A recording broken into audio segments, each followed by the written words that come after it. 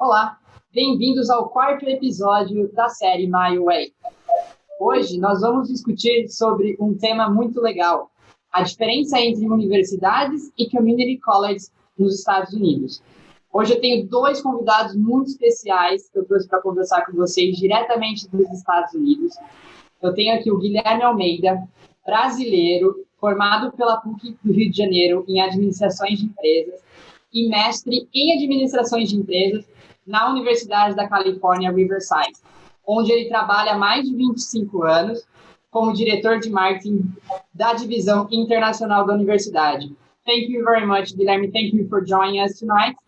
My pleasure to be here. Thank you so much to Fiji, to Professor Laura Crivelaro, and to you, Diego, for the invitation.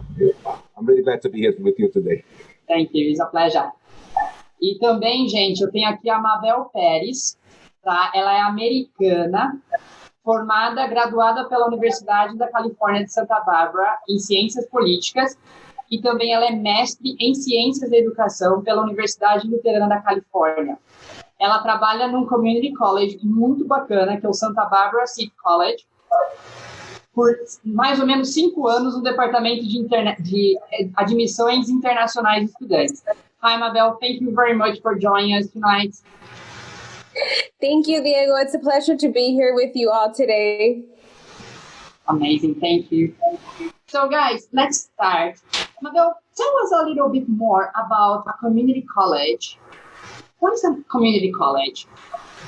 So a community college is a 2-year college where students can come and complete an associate's degree, which is a 2-year degree, or they can come and complete general education requirements and pre-major requirements to transfer to a 4-year university where they would complete their bachelor's degree. So a lot of students that come to community college, the main focus is to complete a general education and then either select to get a degree in a 2-year career, which can be anything from hands-on or vocational degrees, and can also be more social science-based or philosophical. And then they can also pretty much at the same time complete requirements to transfer to a 4-year school if they decided that they wanted to continue their education, and they would focus on a major and complete some of the pre-major requirements at the community college level, which we call the lower division courses that they need. And so instead of completing them at the 4-year university, they would complete them at the community college and then transfer the credits over. Wow, that's amazing. That's fantastic. Guilherme, can you tell me a little bit more about the level of degrees offered in an American university? Yes, American university, they usually offer bachelor's degrees, which we call is part of the undergraduate programs. Actually, as Mabel was saying, the 2-year degree, associate degree that the community college offer are also considered an undergraduate degree. So basically, undergraduate degrees are associate degrees and bachelor's degree. The universities, they usually offer a bachelor's degree, which is usually 4 years long. And they also offer graduate programs, and that includes the master's degrees and the doctorate degrees, which some people refer to as PhDs. Okay. And you guys told a little bit about the associate degrees. So, Mabel, what is an associate degree? And how is the job placement for this kind of course, for this kind of level? Yes, so as Guilherme mentioned, it is an undergraduate degree. So an associate's degree would be a lower level than a bachelor's degree. And you could come and complete, for example, say an associate's degree in business, but it can have an emphasis like marketing or entrepreneurship. And what would happen is that after you complete those 2 years and you graduate within your associate's degree, you already have the skills to enter the workforce in the U.S. So you could apply for a work permit, which is called Optional Practical Training, or OPT. and you would be able to work anywhere in the U.S. It doesn't have to be in Santa Barbara or in California. You could go anywhere, and you would use your skills that you have gained from this 2-year degree in, for example, marketing. And so you would have to get a job that is relevant to your field of study. And so you could get this work permit after graduating for a year. Oh, okay. And how about in the university, Guilherme? It is the same? So say it again. Sorry, I couldn't hear your question. Okay. So after the bachelor course, for example, if one of the students who is watching us, when they finish the bachelor degree, what are their options? Oh, perfect. Yes. Once they finish the bachelor's degree, they can either apply to continue their studies, apply to a graduate program, they can apply to a master's degree, which is usually 2 years, or they can also, just like Mabel just mentioned, they can also apply for a work permit called program, actually called OPT, Optional Practical Training. That program allows students to work legally here for up to 1 year. And it's a great way actually to get experience on the field that they just graduated from. I would just like to add, Diego, if you don't mind, the community colleges are actually an excellent path for international students because there are several reasons, but one of them is that it's a good transition into a university setting. And the requirements usually, perhaps different from the university. And give them in these 2 years, once they finish their associate degrees and they transfer to a university like University of California, Riverside, with 2 more years, they will receive a degree, which is exactly the same degree as the person who just started, who started the whole program at UCR, who did the whole program in UCR. So there's no difference between a student who started with 2 years and then finished the 2 years at UCR and a student who studied for 4 years at UCR. Right, Mabel? Yes, that is correct. And that's what I tell all students, that at the end of the day, their bachelor's degree will say that it came from University of California, Riverside, and the community college will never be mentioned. And one more thing, Diego, one statistic which is very interesting. 85% of all transfers to the UC campuses, that includes Berkeley, UCLA, Riverside, Irvine, San Diego, all those UC campuses, 85% comes from community colleges. Wow, it's a very high number. Yeah. And then about the international student, you mentioned, Guilherme, it's a very great pathway for international students. For example, you're talking here in Brazil. So you can say about the student transferred from a community college. How do you see that? Transferred from the community college to UC? Yeah, like I said, it's a great way to actually to pursue the education. Another advantage is also cost, because the cost in the community college is much lower than the UCs. But it's a fantastic path for the students to take. Okay, great. So, Mabel, how about in Santa Barbara College? How do you have any international student, like any Brazilian? Yes, so we have about 800 international students, and Brazil is the 3rd largest country where I have students from. And so we have a Brazilian community on campus and off campus. And in our downtown area, we have Brazilian restaurants owned by Brazilians, and they put on events for the community. And we have a capoeira institutions where you can learn. We have jiu-jitsu. And so we have ongoing events that are open to the entire city. And our students often get involved in volunteering and just teaching us about Brazilian culture. So we have a similar lifestyle as Brazil. Santa Barbara is a tourist destination, and we have the beach only a couple steps from our school. And so students really like that, more of like a beach town laid back environment. So I think the location's a great fit for a Brazilian student. Fantastic. So you talk a lot about California life. So Guilherme, how does look like a student life in California? Oh, in California in general, no, I think most Brazilians feel very comfortable because California, no, the lifestyle in California is more laid back. You know, people are more casual, and that fits very much with the Brazilian culture. The students really feel comfortable. As far as Riverside is concerned, we are located about 1 hour east of Los Angeles. It's like central to Southern California. So we are 1 hour away. Sometimes people call the 1 hour city because we are 1 hour from Los Angeles, 1 hour from the beaches, 1 hour from Disneyland, 1 hour from Hollywood, 1 hour from the ski resorts, 1 hour from Palm Springs, 1 hour, 1.5 hours from San Diego. So it's very central. We also have a Brazilian restaurant here in Riverside. And the restaurants, you can find, pastel, you can find brigadeiro, you can find churrasco, feijão, farofa.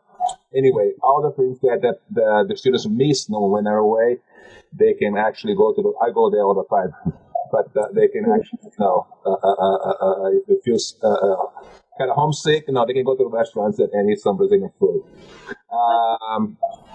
As far as the University of California, I don't know if you want to talk to me about your Riverside too. Is it okay?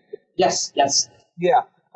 Just to give a quick idea, in the public higher education system, there are three major systems in California. One is the University of California system. The second is the California State Universities, and the third are the community colleges. The UCs, we call University of California, the UCs, they are all research universities. They're part of the system now. Just to give you an idea, the UC system, all the UCs, the most famous obviously are Berkeley and UCLA, which were the first ones. The first campus was Berkeley, 1868, and then came UCLA. And then they opened UC Davis in the north, Riverside in the south, one in the north, one in the south, so on and so forth. There are total 10 campuses. But all the UC campus together, they have 64 laureate Nobel Prize winners in the faculty, which, if the UC system were a country, would be the fourth country in the world with the most number of Nobel Prize. It's very prestigious. That's why it's very prestigious, because we generate technology as a research system. And so Riverside is part of the 10 campus of the campuses in the UC system. And we have about 23,000 students. It's a mid-sized campus, and about maybe 1,500 international students on the degree programs. And the extension program, which I work for, we have between 45,000 international students a year. It's pretty big. And what does look like, for example, a student at UCR, like accommodation and is the life? Fantastic. Yeah, the campus has so many halls. Basically, students can live on campus. We have several dormitories, and they can live also around the campus. There are a lot of private apartments that students can rent. In the extension program, we have apartments, and we also have homestay families. Also, the students, if they want to live with an American family, we have about 400 families that have been working with us for many, many years. Besides that, another thing that is important to mention, because we are inland, like 1 hour from Los Angeles, the cost of living in Riverside is much lower than the big cities. Usually when you go to study, one of the biggest costs, obviously, are your studies, the tuition fees. But the second largest cost is actually living expenses, and the living expenses in Riverside is much lower, much lower than the big cities. Wow. It seems good. And Mabel, when you talk about Santa Barbara State College, what do you think would be the advantage for Brazilian students to apply for SBCC? So there's a lot of advantages. I think one of them has been that we've been constantly ranked the #1 community college in the US. And so we were #1 again this year, and we were ranked by Best Value Colleges. And so there were 3 metrics involved in ranking us, and one of them was the annual cost. So as we talked earlier on, we are very affordable compared to going to a 4-year university. So we're at half the cost. And so the return on investment is high. That means that students who are graduating from Santa Barbara City College are getting jobs that are paying them well above the average. So the return on the investment they're making in their education is paying off when they're out in the workforce. And the third metric was reputation. So the reputation that Santa Barbara City College has throughout the U.S. Has also ranked us, or one of the main reasons why we've always been ranked #1, and that is the reputation is word of mouth, right? So students are happy here. It's affordable. The quality is great. We have award-winning faculty, so our professors, our researchers, and have gotten awards for their research. And we are a mid-sized city, so we're not, Los Angeles, that's huge, or San Francisco, that's a lot bigger. We're right in the middle of both the big cities, and we're a city that is very safe. It's a tourist destination, so it's very friendly, it's clean, it's welcoming, and we have 4 colleges in the city, so it is a big college town. And students are able to really find housing easily, meet other college students, and really immerse themselves in the college culture. So I think that, that's why students should attend Santa Barbara City College for all those reasons. That's great. Guilherme, it seems that Santa Barbara and Riverside are amazing cities. But for example, if a student can't afford to go directly to UCR, can they do Santa Barbara City Center and then transfer for another 2 years in UCR? Yeah, basically, the one thing that is important to know, actually, the UCAs only accept transfers after the 2nd year. You cannot do 1 year, let's say, in another university or college and just try to transfer to UC. The UCs, they only accept transfers after the student completes the 2nd year. So this option of studying Santa Barbara now, once they apply to UCR, once they finish, they have to, there's some requirements. Now, they have to finish 60 semester units, and they must maintain a GPA 3.0, which the scale here in the US, as some people may not know, but the scale for the grades are from 0 to 4. We have a different scale from Brazil. And so if they get a GPA minimum 3.0 and they complete 60 semester units, they have admission to NUCs or the Cal State universities too. Okay, so that's correct now? Yes, so it's a great way to really get to experience Santa Barbara and Riverside. If you were to spend your first 2 years at Santa Barbara City College, and as mentioned, get that 3.0 GPA requirement and complete all of the transfer requirements, then you are pretty much guaranteed admission into UC Riverside to then transfer and go and experience the University of California, Riverside and everything they have to offer for your last 2 years of your bachelor's degree, and receive your bachelor's degree from University of California, Riverside in the end. Yeah, just to give a little bit of a taste now, I'm gonna close here my thing. So you can see the campus. This is the UCR, the heart of the UCR campus. It's a large campus. Jealous right here. We are so jealous right here in Brazil, Guilherme. The campus has 1,200 acres. Wow. It's a large campus, and a very, very, it's almost like a small city. You have theaters, you have fitness centers, you have all kinds of things now in the campus. So anyhow, so yeah, if you come to Riverside, you know, this is a little sneak peek preview of what you will see there. So I can see a lot of advantage to go to California and to go to Santa Barbara and to go to UCR.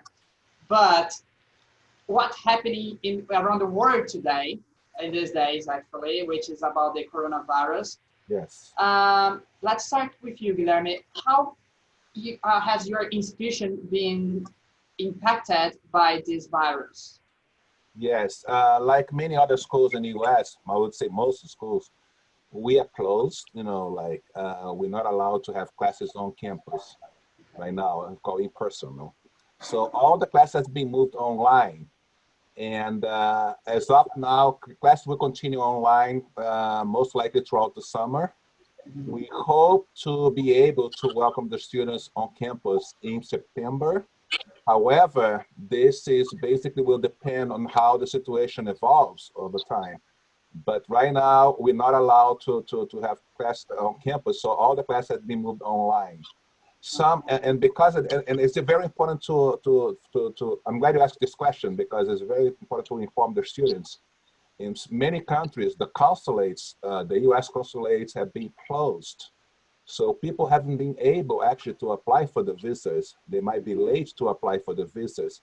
So I spoke today actually with the undergraduate admissions office, and they said for those who are unable to get a visa on time, they will defer that basically the start to the winter quarter. Another thing that we didn't mention here, but UCR, we work on a quarterly system. A quarter is 1/4. 1/4 of the year is 3 months. You know, some people refer to as a trimester. Basically, so we work the academic year at UCR has 3 quarters: the fall, the winter, and the spring quarter. That's the academic year here. So students who are unable to get the visa in time to start in September for the fall quarter, they will defer the start to the January, which is the beginning of the winter quarter. Okay. And how is it in Santa Barbara, Mabel? So we also are fully online. You know, we closed down the campus on March 16th and moved all of our classes online. So students are finishing up the semester online. For summer session, we will be completely online as well. So continuing students can take summer classes, but they will be online. And come the fall, we are hoping to, we are planning for in-person. If things change or worst case scenario, we have also talked about doing hybrid courses.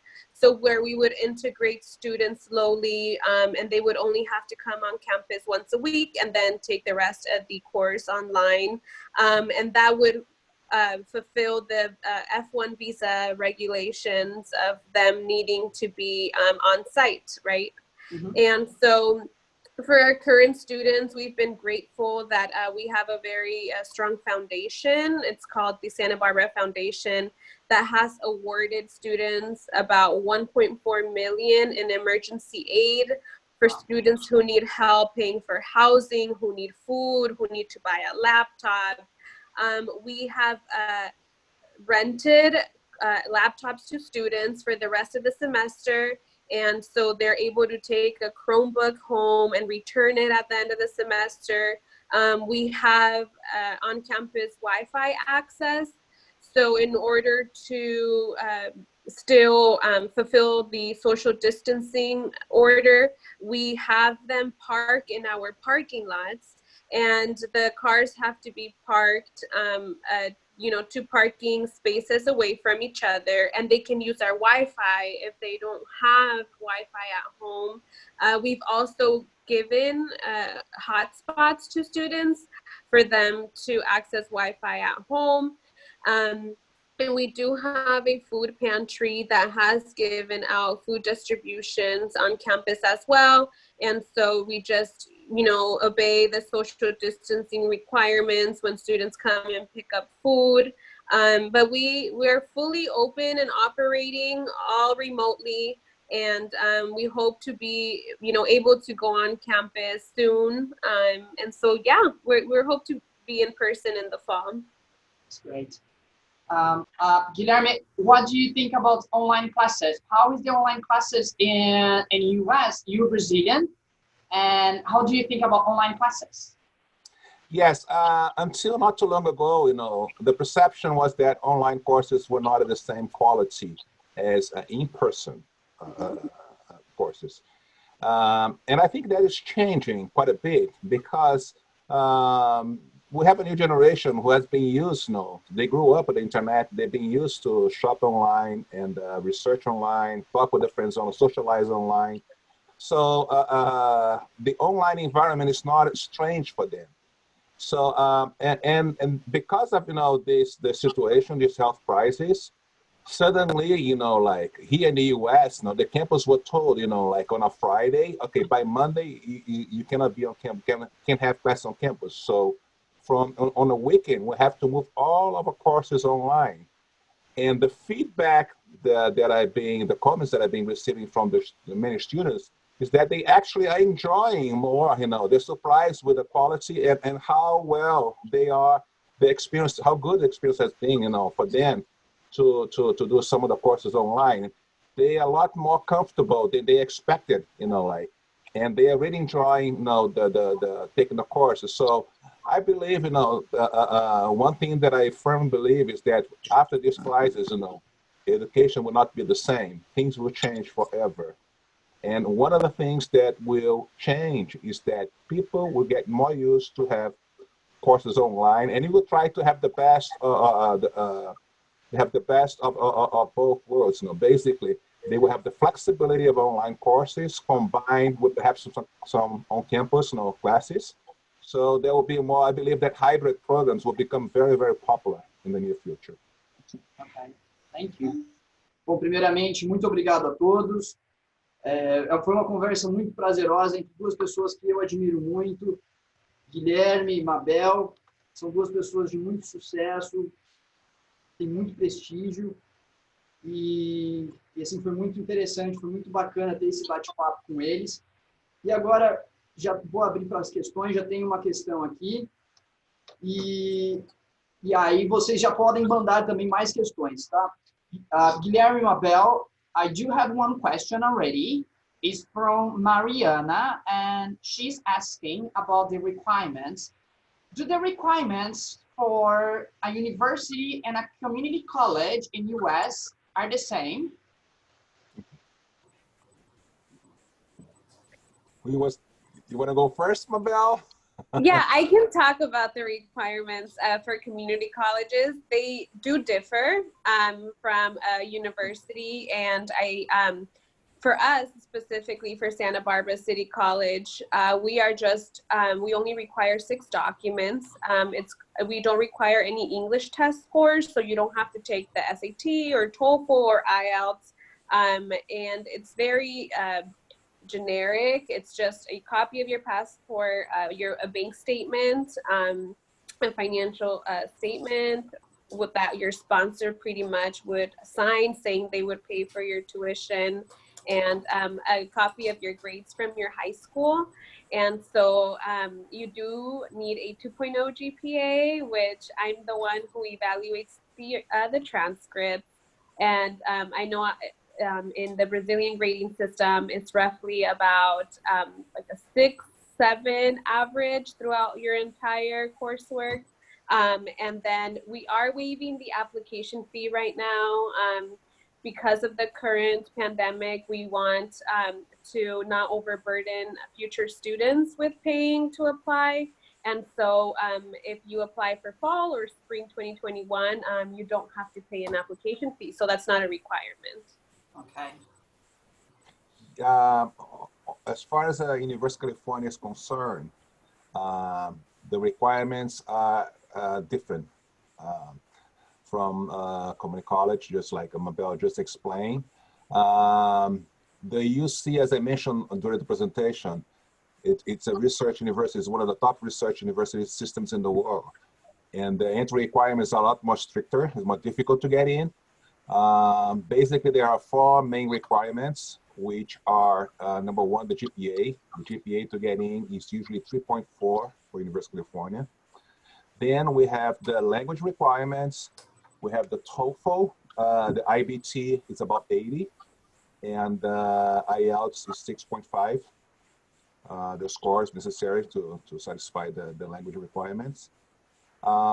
We have the students, so far they still have to take the SAT, but that's something that is in discussion, which may be not required soon. It may change soon.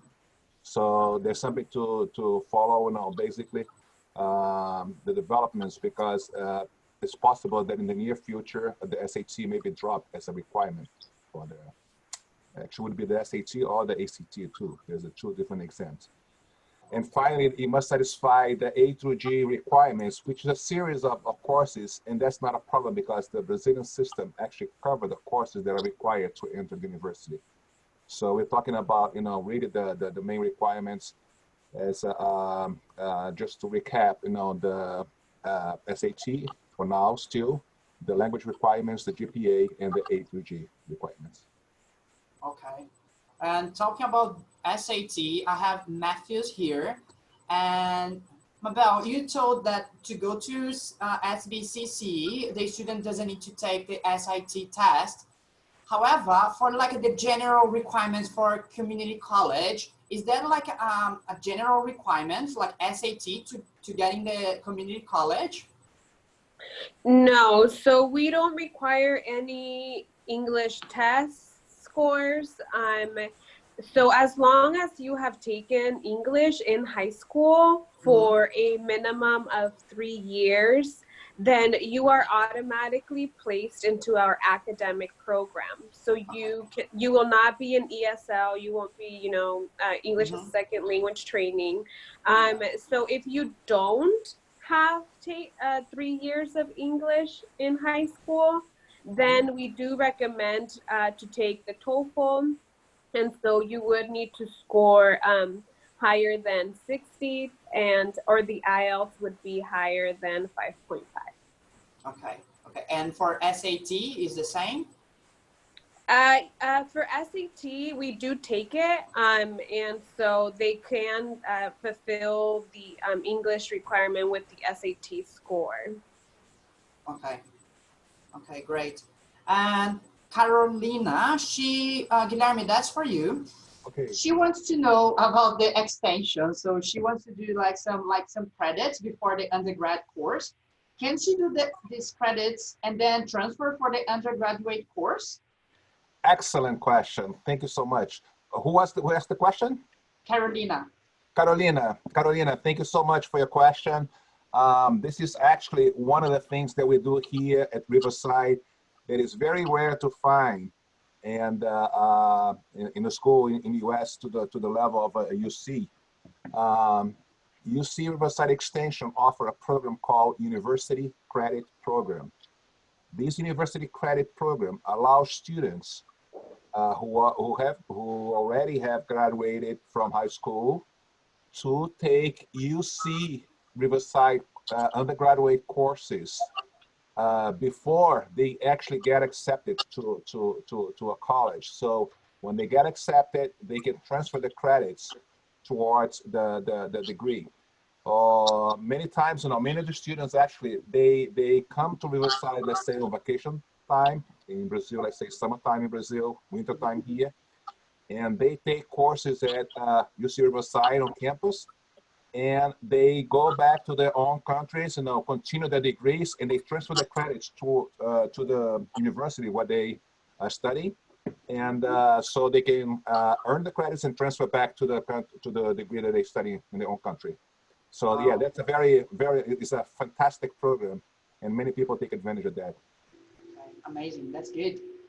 Mabel, one more question for you.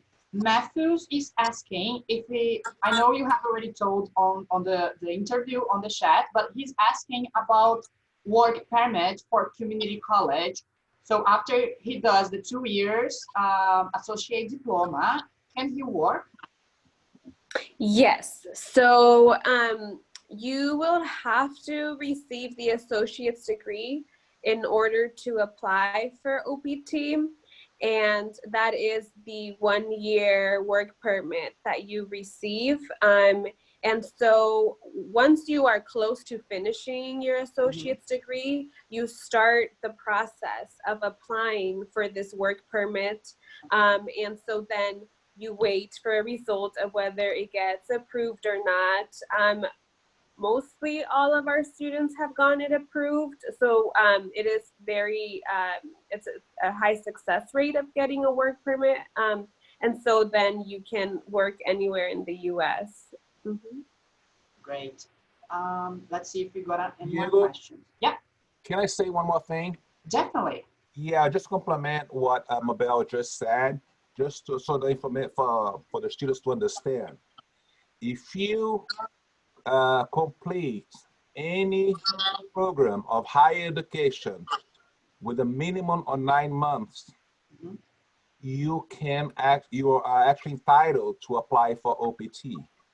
Okay. So just for your information, because here in Extension, we also offer certificates and postgraduate diploma programs, which are 9 months long. They also allow for OPT. So certificate diplomas, associate degrees, like Mabel just explained, undergraduate degrees or master's or PhDs, any of those programs in higher education, as long as they're the minimum 9 months long, the students would qualify to apply for OPT. Just as a complementary information. Nice. Thank you. Thank you. One more question. It's the question from Luca. So he understood that he can work, he allowed to work after the community college, but like if he wants to work to pay the another 2 years at the university. So what he means is he works and then transfer for the university. He will be allowed to do another OPT after the undergrad. Yes, basically, if the students finish the associate degree, let's say, he can work for 1 year, okay? And let's say that after that, he decided to complete his bachelor's degree. Once he studied 2 more years, and once he completes his bachelor's degree, he would be entitled to 1 more year of study. The 1 year is related to the degree that you complete. Okay, he cannot work finish 1 degree and work for 2 years. He cannot do that. But let's say that he finishes associate degree, continue immediately towards a bachelor's degree. Once he finished the 4-year bachelor's degree, he can, I finished the associate degree and I finished the bachelor, so I'm entitled for 2 years. No, it doesn't work that way.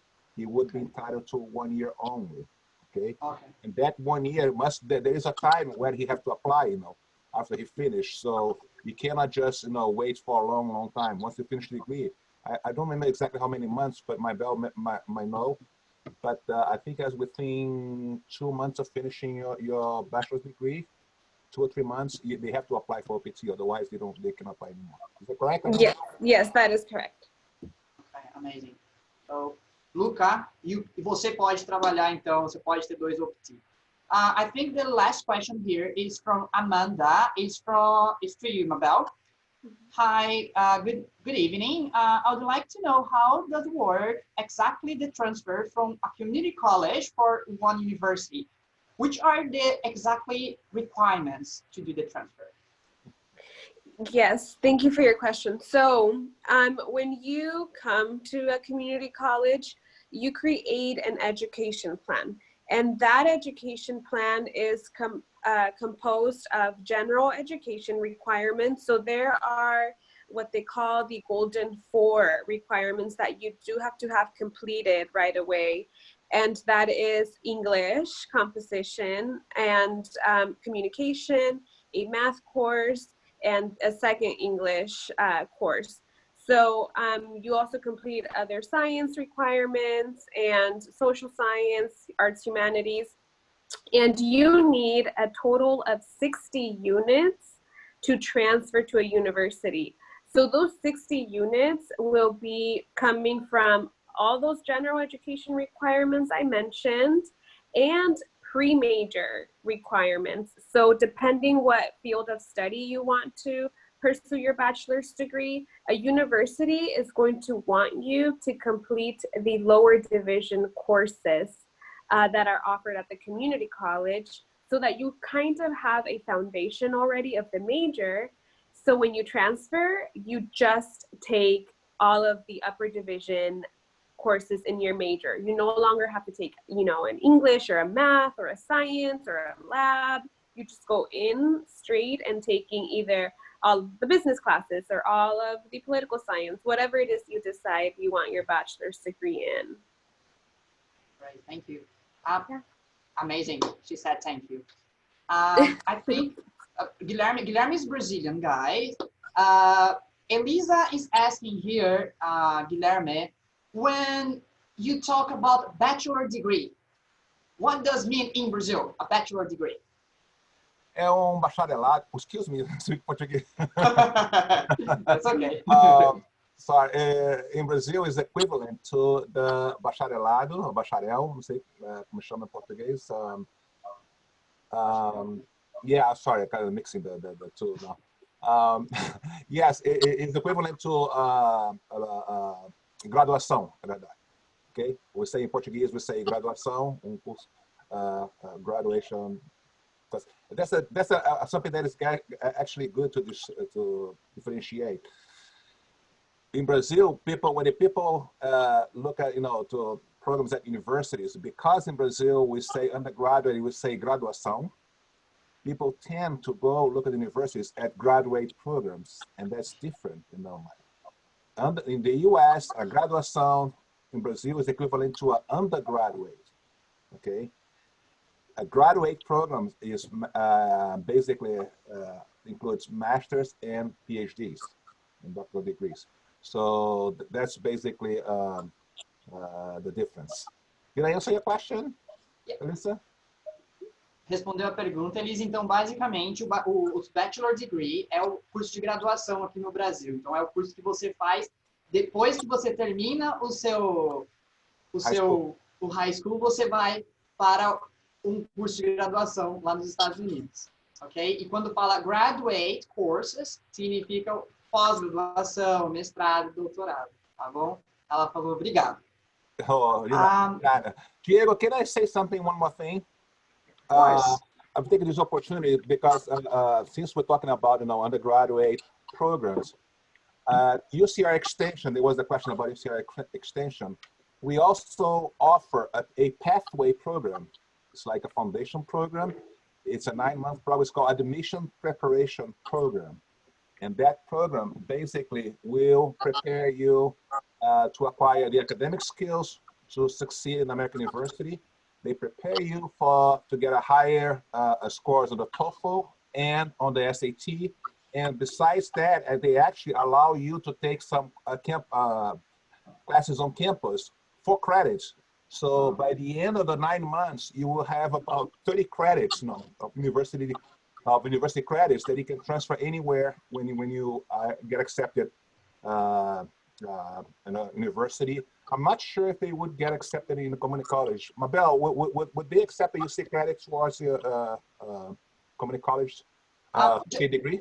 Just one second before you answer, Mabel. So I'm just going to explain to the people here. So Guilherme está falando aqui de um programa que eles têm de Pathway, onde o estudante ele faz alguns créditos dentro da universidade, no campus, e no final aí ele tem ali uma equivalência de 30 créditos, e depois ele pode transferir, né, Guilherme, para qualquer outro campus ali. Ele vai perguntar agora para a Mabel se esses créditos são aceitos no Community College. Sorry, Mabel, go ahead.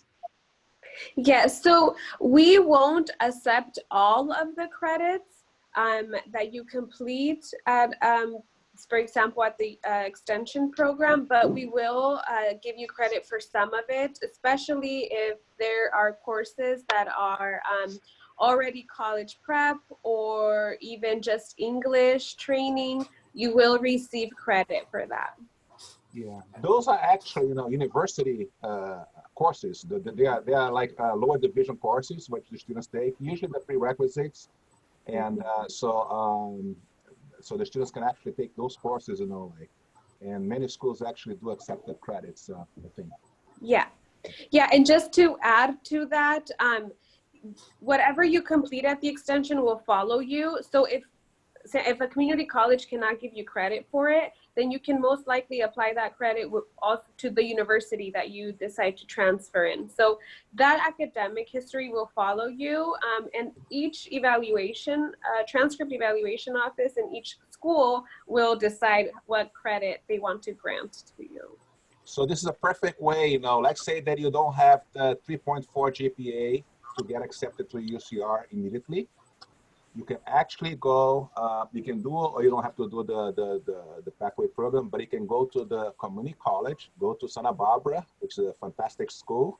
And Mabel will give you a good attention. Mabel will, you know, like, will take good care of you. And go to Santa Barbara, study there for 2 years, and then you can get accepted to the UC. So even if you cannot get accepted at first, you can go to this pathway, go to the to Santa Barbara, you know, study for 2 years there, and then finish your degree in one of the top, you know, university systems in the world, the UC system. Amazing, amazing. So thank you very much for your time, guys. Thank you very much to join us. I'm so happy, I'm so grateful to have you here. You know, guys, how much I admire you. And so I hope to talk to you very soon. Thank you, Mabel. Thank you, Diego. Thank you, Professor Lara Crivellaro. And it's been a pleasure. I really enjoy being here, and I hope to see you again sometime soon in the future. Thank you, Mabel. Yes, thank you, everybody, and everybody who joined this call. And hopefully I can visit Brazil soon and meet all of you. Hopefully. So, gente, eu só tenho a agradecer a presença de todos. Foi uma conversa muito bacana, de novo, com essas duas pessoas que eu admiro demais. Só lembrando que a conversa, o webinar que teríamos hoje do professor Daniel sobre SAT, nós simplesmente ele vai acontecer, ok? Não precisam se preocupar, ele vai acontecer. E também não percam o quinto episódio semana que vem com a professora Rebecca Stein. É uma americana, vai ser tudo em inglês, claro, mas no final aí vamos ter o intermédio das perguntas, não se preocupem. E ela vai explicar para vocês o que é uma essay e qual que é a perfeita essay para você aplicar para as universidades. Então, não percam nesse mesmo horário, vocês vão receber o link, ok? Muito obrigado de novo, foi um prazer estar com vocês. Obrigado e boa noite.